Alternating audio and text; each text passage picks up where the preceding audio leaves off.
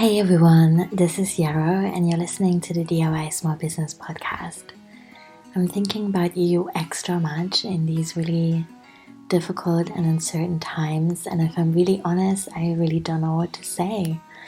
I'm in grief and shock and deep uncertainty, and I'm also really committed to keep podcasting because I think it would be good to keep having good conversations and maintain a sense of being connected and being in dialogue and hearing about awesome stories and ideas and approaches. And so I'm really committed to send more podcast episodes out. I've been slowing down a little bit over the last 2 weeks, but I'm back and really excited. I've spoken to beautiful people, and today I'm sharing a conversation with Kate of Wanderwell Consulting, which was really beautiful. I just listened back to it and uploaded it, and I was just full of gratitude for being connected to Kate and knowing more about her work. We talked about creating a solid financial foundation for small businesses, about being okay with not being employable, which is really close to my heart. We also talked about really being led by our values and what that means in practice, and about meeting business partners and customers and clients with empathy, and also about building resilient local networks. That's something that I haven't done so much of yet, but actually really would like to do here in Scotland. So if that's on your mind and your heart, then I really hope you'll enjoy this conversation. Also, a quick announcement, I will be offering a free workshop this coming Saturday at 6 p.m. UK time, in which I will share tools and approaches for taking your business online and working with the uncertainty of the times ahead. And I think, I'm doing that because I know many of us are really anxious about how things will play out, what it will mean that we are in a global pandemic. And also the reality is that many of us will be in lockdown and some kind of self-isolation or social distancing for a while to come. And I would like to create some space for us to talk about what that means for our businesses and what we can do to connect with people online and possibly work from home and make that as smooth and sustainable as possible. So I will share both technical tools and explain how they work, and I will also answer questions and just share some resources that I find really useful. And there will be plenty of time just to connect and ask questions as well. So I would love to see you there, and I'll link to that in the show notes as well. And for now, just thank you so much for listening. Let me know what you want to hear more about, and I'm sending so much love your way. Hello, everyone. I am really excited to bring you another interview conversation. As you know, I've been just super lucky this year with the kinds of people that have said yes to being interviewed. So today is no different. I'm speaking to Kate Strathmann. I hope I got this right, of Wanderwell Consulting, about values in business, what it means to build one. It's really interesting work that she's doing in local economies, and I'm just super excited to get to dive a little bit deeper. Kate, thank you so much for making time and being here. My pleasure. I'm excited to talk today. Yeah, me too. So I want to start by asking where you live and what nature is like around here. I always like to be able to imagine kind of how this conversation is coming to be. Yeah.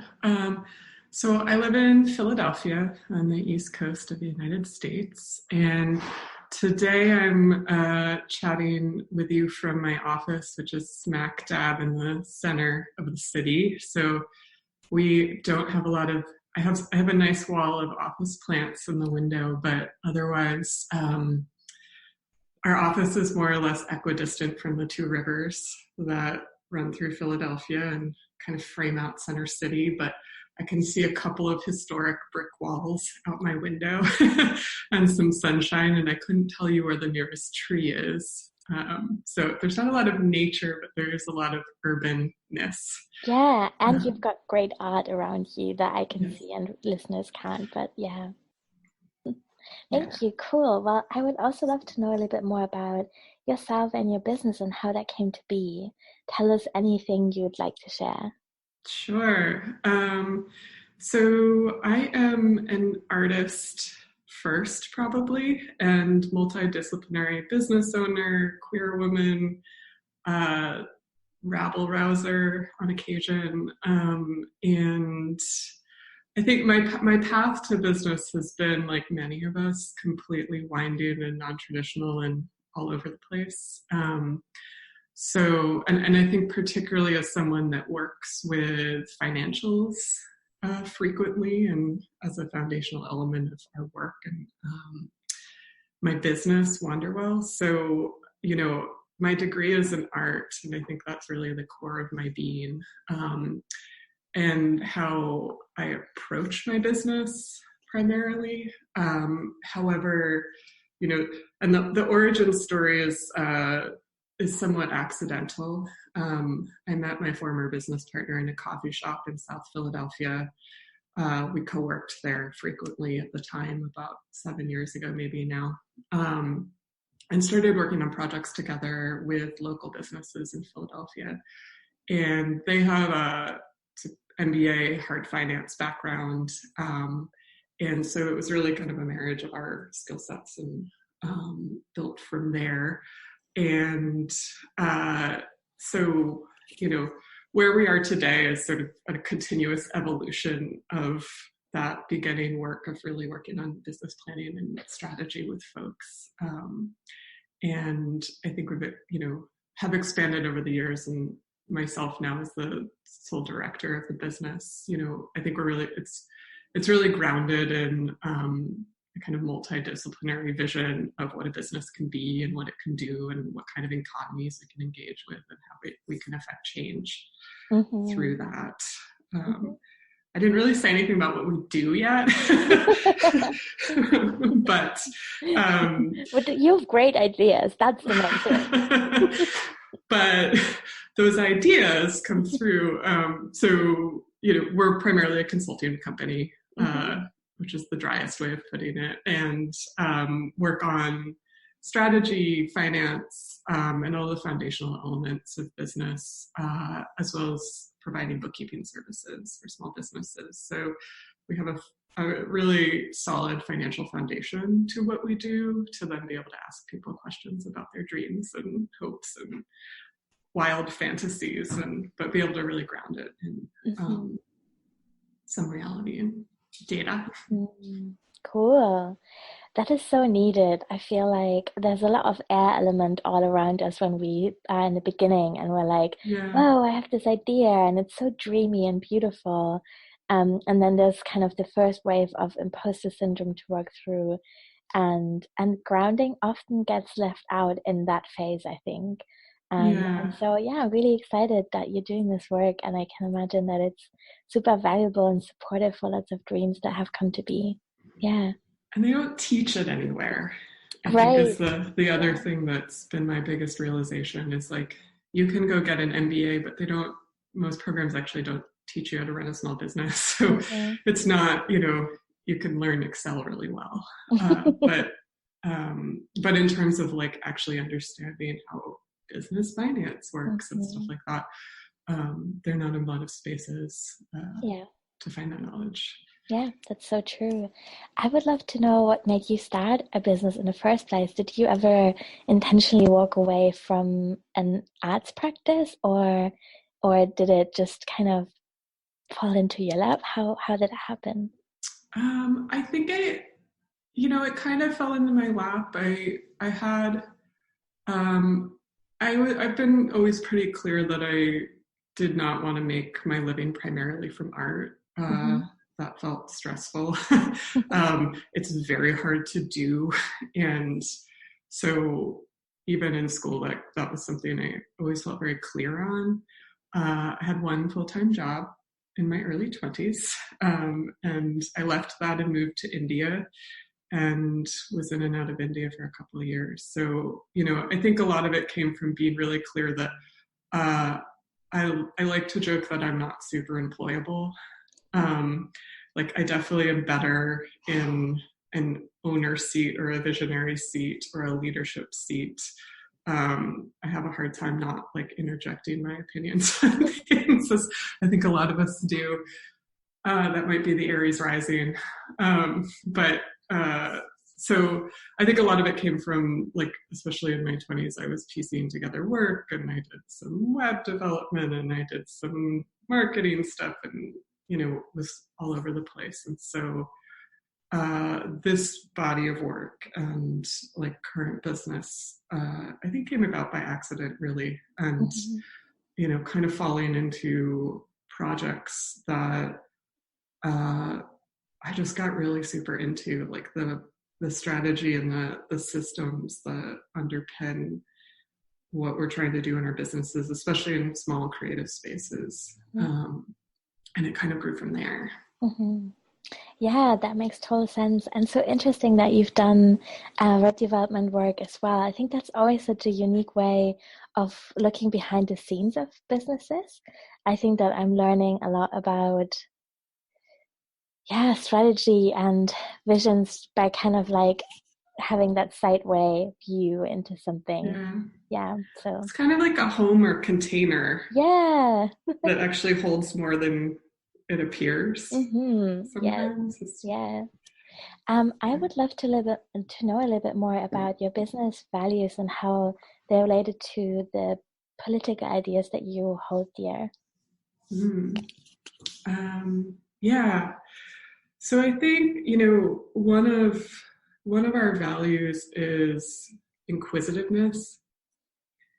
And, that relates to, I think, a bit about what I was saying as being an artist first, in that one of the ways I think about artists and the role of artists is that, we ask deep questions that maybe do not have answers. And maybe that's a good thing. And so I think there's a piece of it that's related to that. And then I think the sort of political part of it, and what's grounded in, I would say, the engagement with a critique of the system that we're in. Like, we are living under capitalism generally in the Western world. And at the same time, I think the inquisitiveness value for me is a way of saying that we're going to test assumptions. And we're going to ask the questions of, like, why do we think this way? Or why do we assume, that this is the right way that we're supposed to be engaging in the system? Or these are the kind of beliefs that come up. One of the sort of like common phrases that gets thrown out there a lot, especially I think in like online business world, is charge what you're worth. And that's one that's like feels so loaded to me because it's like, well, if you're not part of dominant culture, like if you don't hold that, place of positional privilege, that can be so fraught with mixed messages. Like, as women, as people of color, we are being paid less on the dollar than white men. Like, there's hard data about that. So it's like worth, there's mixed messages, I think, about worth, and that, like, those kind of pricing, how do we position ourselves in the marketplace, like those can actually be really hugely politically fraught topics and choices to engage with. And so, I think at the root, this value of inquisitiveness is really just about asking these questions and knowing that we're not going to be impeccable in our integrity about it, because it's not possible. Like, we will replicate harm even as we, like, I know that I do that too. And I'm replicating harm in the system that I'm trying to unpack and critique, but at least to challenge the assumptions and questions. That's kind of the biggest one. And then I think the second value that's really important is empathy. And just really being attuned to where people are coming from. And knowing that business is really hard. Running a business is just inherently super challenging. I think it's all the more so when you're, trying to do that in a values led way, Mm-hmm. and in a way that takes care Yeah. of community, of yourself, of all those things. And so I think a lot of it is like, and this I think is also inherently political, of like just being really having a recognition of everybody's full humanity and the challenges we're all up against, and Mm. trying to pay the rent at all. On a basic level. Yeah, totally. That's so important. I think you're right. Those are really beautiful values. You also talked a little bit about hyperlocal economies, and I would love to hear more about what they mean to you, or and maybe we can just start by kind of untangle a little bit what exactly you mean. I can imagine that not everyone has a super clear idea about this. Yeah, I feel like you have a lot to say about this too. So I'm going to ask you a question about how it back. Yeah, I think so. I think about local economies, particularly in the context of Wanderwell, in that, we have clients and we work with folks all over the United States. However, we are deeply grounded in the Philadelphia community and economy, and most of our clients are here. And that was really intentional from the beginning. Like most of my team is remote. We sort of work as an online business, but I do not consider us an online business. Mm-hmm. Like I consider us a community-driven business that's really rooted in our location. Even though I have employees that do not live in the state or the city. And a lot of it, I think, for me is about building an ecosystem, and looking at an economy as an ecosystem, and as a way to build interdependency amongst businesses, that I think can be really healthy. And as often I see something that's overlooked in sort of the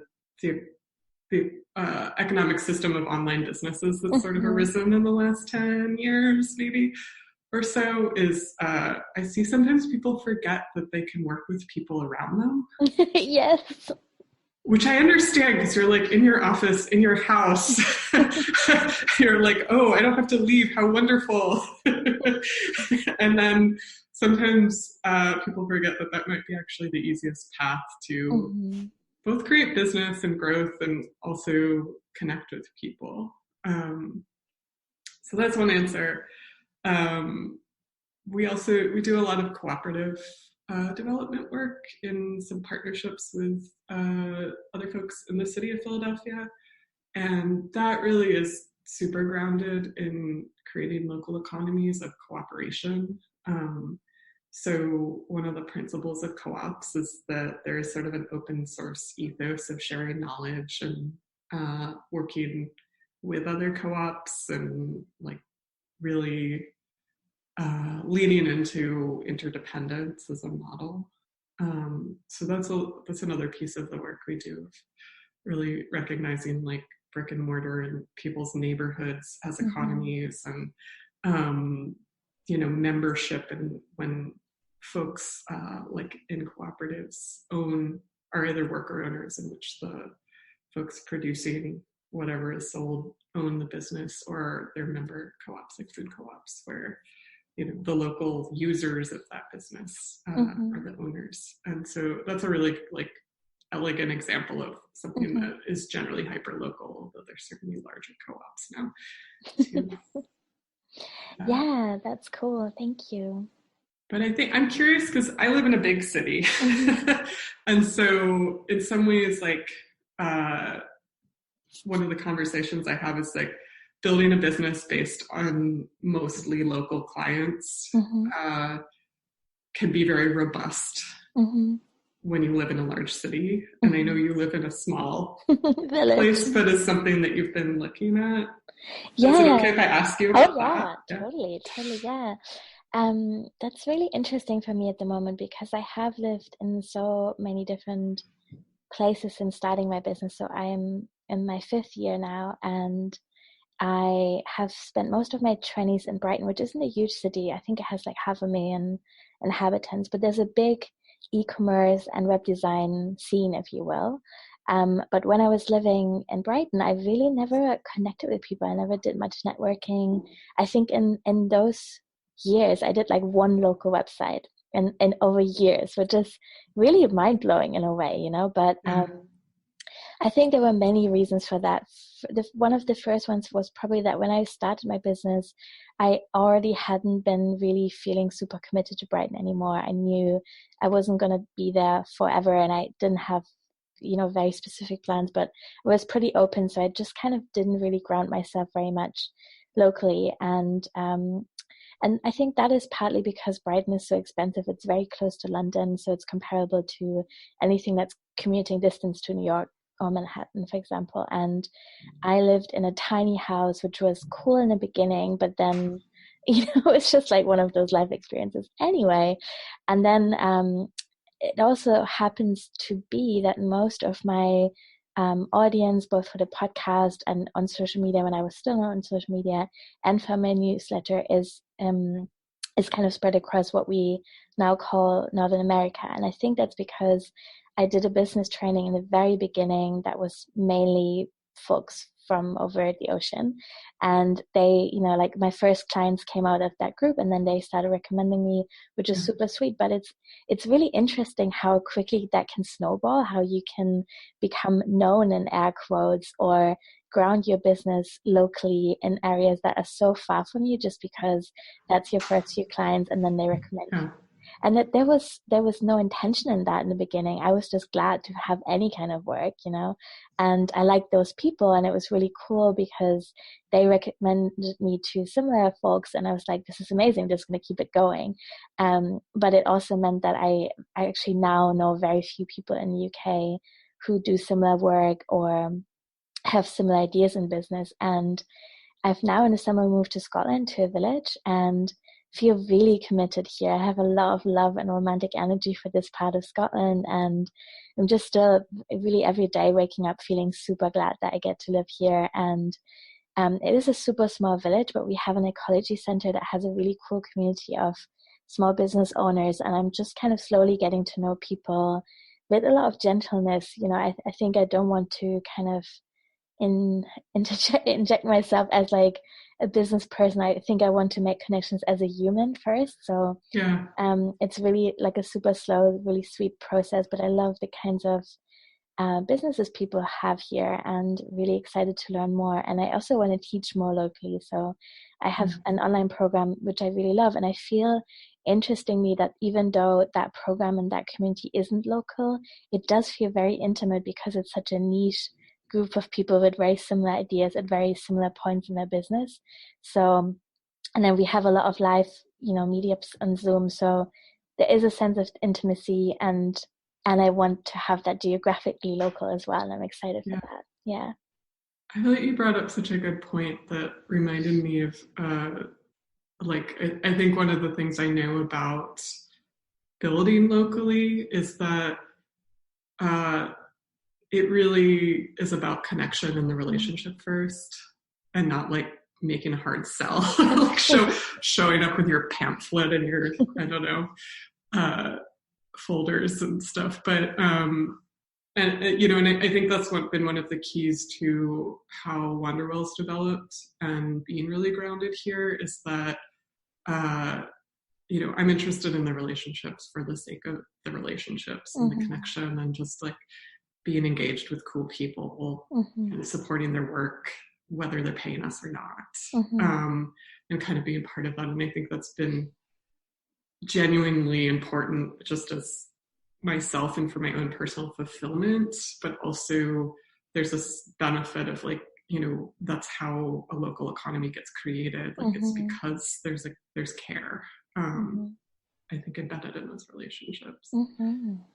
Yeah.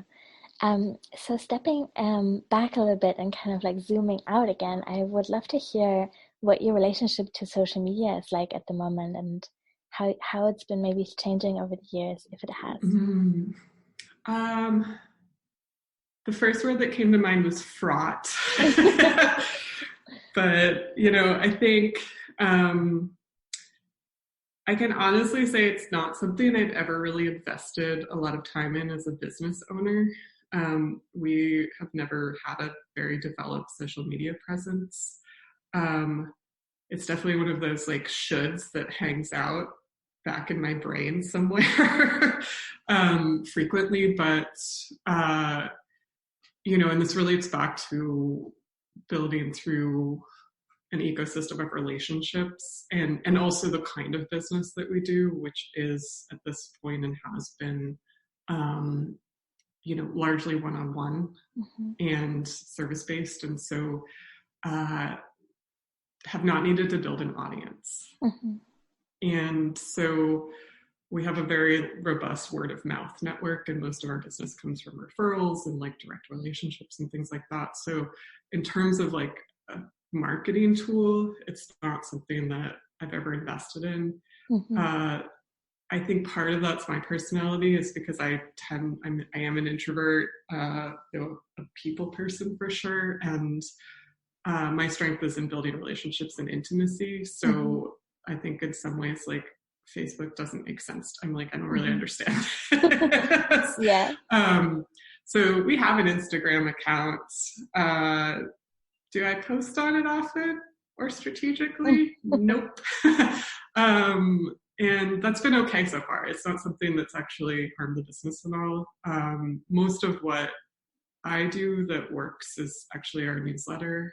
And again, and this is totally because of who I am, it's posted on I write on an idiosyncratic schedule. Like if there's not a weekly rhythm, there never has been, but have a ton of engagement there, and people stop me on the street and like, talk to me about what they've read and stuff like that. That's so cool. That means a lot. Yeah. And I think that's the kind of engagement that I'm personally interested in. That said, I am working on a book project, and like on the horizon in 2020 is going to have to be audience building in a broader sense, which frankly scares me. It's one of those things where I'm like, I don't know how to do that. That I think is one of those like business moments that we all have where it's like, well, shit, I guess I'm gonna have to figure that one out. And figure out a way to do it that fits how I want to be engaged. Like I don't think I'm gonna download an online course and like follow that to figure it out. But yeah, I think it's interesting. Yeah. Having kind of opted out of all of that for the entire career of the business so far. Yeah, thank you for sharing that. I'm really excited to share that with my audience because I think it's really important for people to hear that there isn't just one way of marketing or building a network or finding your first clients. I think there's so many ways of doing this, and it's really important that we find a way that's kind of aligned with who we are and what we believe in and what feels good to us on a day-to-day basis. And I love that you're prioritizing word of mouth and your newsletter. I think word of mouth is often really overlooked, and sometimes it's really as simple as reminding people at the end of a project, saying like, hey, actually, like, what was that like for you? I'm really open to your feedback. And if you know anyone who might, use our services, then that would be so meaningful if you could let them know. And people are usually really open to that, but they do need to be reminded because it's not always common sense. So I think that's really cool. And I also love that you are spending energy on your newsletter. I think that's a more intimate way of connecting. And I always think if someone signs up for a newsletter, it's really such a big invitation to be allowed into someone's inbox, and I want to honor that. And I think that in the times where I've prioritized social media more, looking back through my MailerLite account now, I'm not always that proud of my newsletters because there were, one of many things that week. And I was really just having my hands in so many different pots. And that was just the way it was at the time. But I do feel like since I've left social media, I hope that my newsletters have become a little bit more exciting to read and a little bit more honest, and that I'm a bit more present with the writing and the sharing. And I think that's a really valid choice to make. So Yeah, Yeah. definitely. I would say I think the referral thing. There's two things well, maybe three things that we do that I think work really well. One is it's actually in our contracts. Like there's a mutual expectations section in the contracts that folks sign, and there's a piece of it that says something along the lines of like, we will shower you with gratitude for any referrals you send our way during the course or after our work together. Yeah. And then when we do follow up, like sort of feedback form testimonial type thing, there's a question that we ask that's who would you recommend our services to and why? And I think that really helps because it makes people think about it, and it just triggers like that sort of, oh, right. And then the third thing is to build relationships with co-practitioners. So, part of our business is bookkeeping. There's a bunch of accountants that are similarly aligned, and I know I respect their work, because everybody's always trying to find a good accountant too here, and they, they'll send us clients all the time. Yeah, that's so cool. Awesome. This is a really big question, so you can take this anywhere you like, and I really don't expect a perfect answer. But I wonder, in a perfect world, like what would you like to see and how we trade with each other? That is a big question. I know.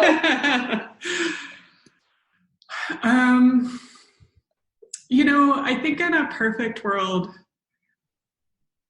I would like to see, and this is something I try and experiment with myself, of just having a lot of options for how to make it work. I think one of the things that I'm always thinking about is that doing the right thing is really expensive. Like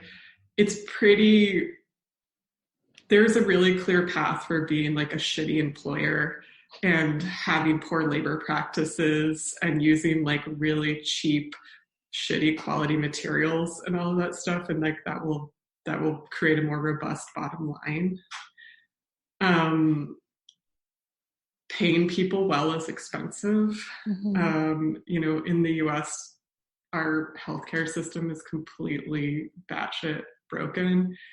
And it's not feasible really for small employers to be the ones that are supporting their team's healthcare. It's really hard to do. And so, I think having space to experiment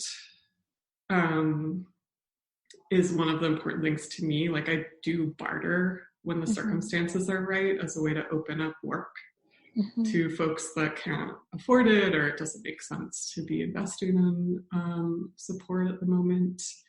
But I recognize I only can do that because, it's balanced by something else. Like we do have to bring in revenue. And so I think that's like, that is not my wildest dream, maybe, if I really sat here and thought about it for a while, but like as one answer is to be able to open up the space of what's possible in terms of how we exchange. But recognize that like, and I think this is something that I really strongly believe is that like we do have to have profit in our businesses. We do have to be able to pay ourselves well, like, as much as we can, and like work on those things like we can. We have to have a basis of financial viability, to put a wonky term on it, but but what that does is opens up space for more experimentation and like sliding scale and barter, and like I think some other means of how we can be in exchange together. I get needs met. I mean, it's really like That's the root of it. Pretty basic stuff. Yeah, Yeah, totally. yeah. I think that was a great answer. Thank you so much. I would love to hear a little bit more, and that could be like on a practical or an emotional or a visionary level. It's like, what kind of services are you offering to small businesses? Yeah, so our two core offerings are strategic consulting. So we do one-on-one engagements with folks that are looking at things like the money, how does the money flow through the business, growth, how to build out a team, hire, how to not lose your mind as a business owner, and Oh, yeah. a lot of the so we work on the strategic and foundational elements Hmm. of a business. So how does the design and the structure support the vision, and what are the components of that? How do they fit together? Um, and then we also offer bookkeeping on an ongoing basis. So and often integrate the two. Hmm. So getting a P&L every month is one half of financial stewardship, and then knowing what to do with it is the other. So we help folks with both.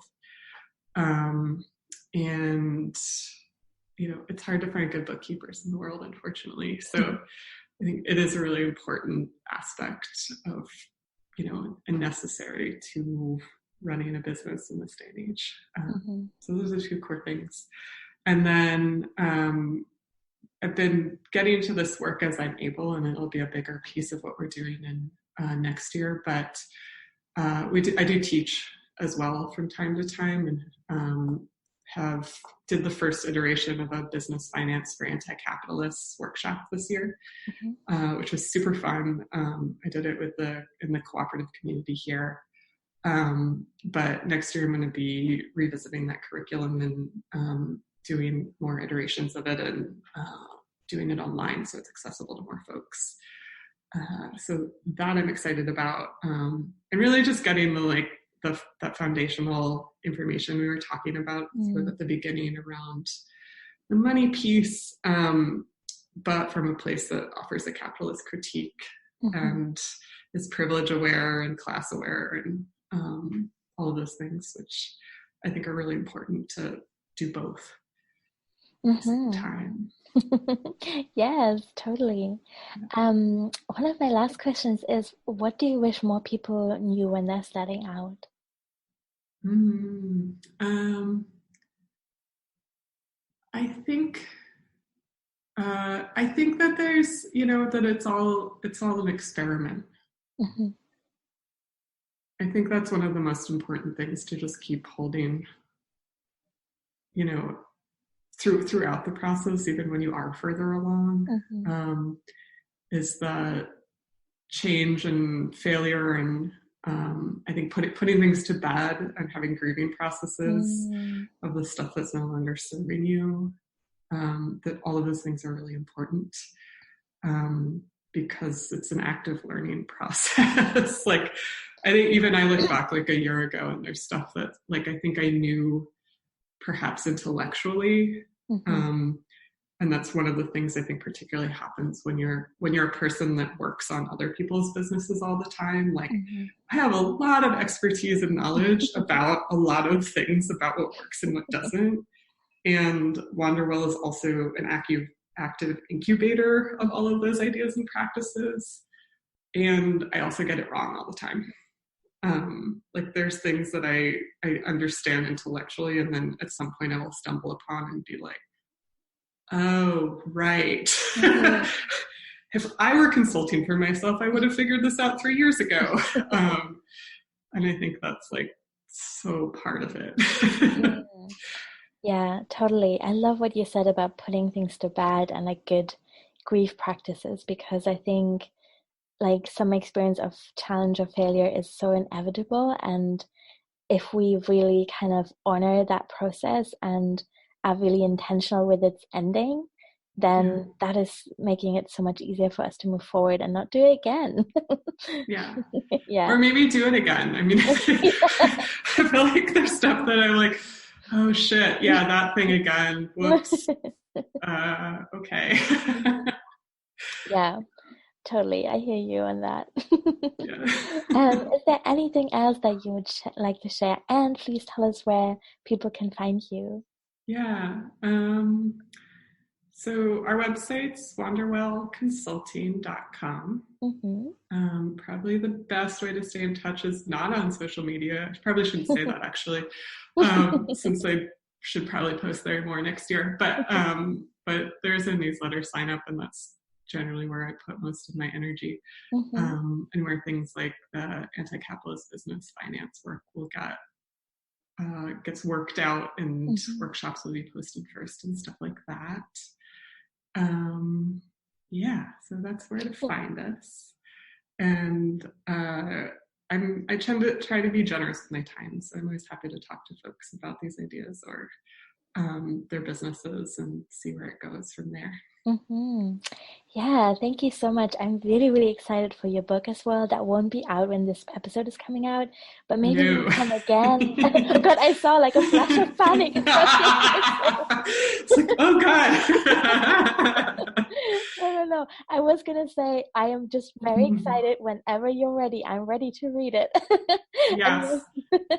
and maybe you want to come again and talk about it when it's out. I would love to help you promote it. Yeah, thank you. Thank Well, you. I have residencies planned for next year, Good. so there are containers for this work already. Amazing. It's all happening. Thank you so much for your time and energy and for your beautiful thoughts, Kate. I'm Yeah, very excited to share this. Thank you. thank you. It's been a pleasure.